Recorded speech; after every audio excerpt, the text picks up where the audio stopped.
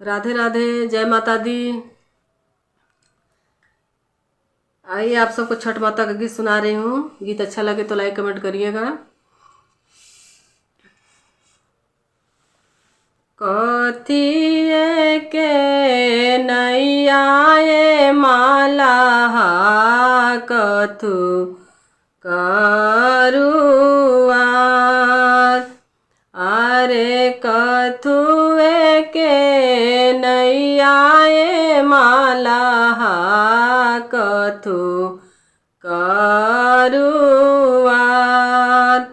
अरे कथुए लादनिया ये माला नैया भरल जाय। अरे कथुए लादनिया ये माला नैया भरल जाय। अरे सोनावे के नैया ये छठी मैया रूपे करुआर। अरे सोनावे के नैया ये छठी मैया रूप करुआर।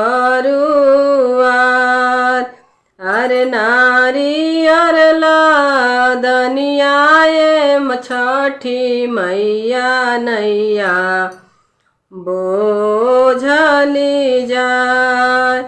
अरे नारियर लादनिया ये छठी मैया नरिय बोझल जाय।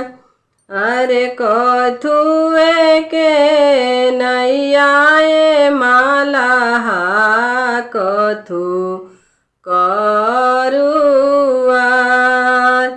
अरे कथुए के नैया ये माला कथु करुआर। अरे कथुए लादनिया ये माला नैया भरल जाय।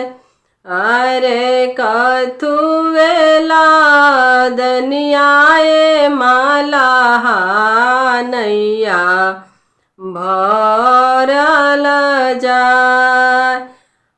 सोनावे के नैया ये दीनानाथ रूप करुआर। अरे सोनावे के नैया ये दीनानाथ रूप करुआर। अरे फलावाला दलये दीनानाथ नैया बोझली जास। अरे फलावाला दलये दीनानाथ नैया बोझली जास। फलवाली हले जइहा ए माला छठी मैया के घाट। अरे फलवाली हले जइहा ए माला छठी मैया के घाट। अरे फलवा से भरल हो नैया लगई ह छठी घाट। अरे फलवा से भरल हो नैया लगई ह छठी घाट। अरे मांगू मांगू मांगू हो माला कवन फल मांग। अरे मांगू मांगू मांगू ये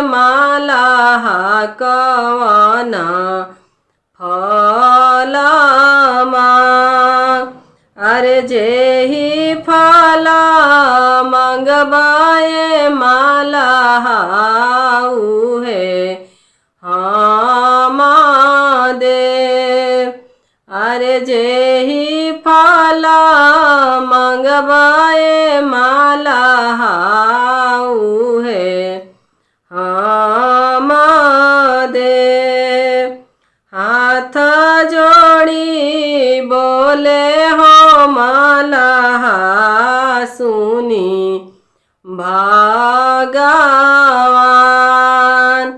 हाथ जोड़ी बोले हो माला सुनी भगवान।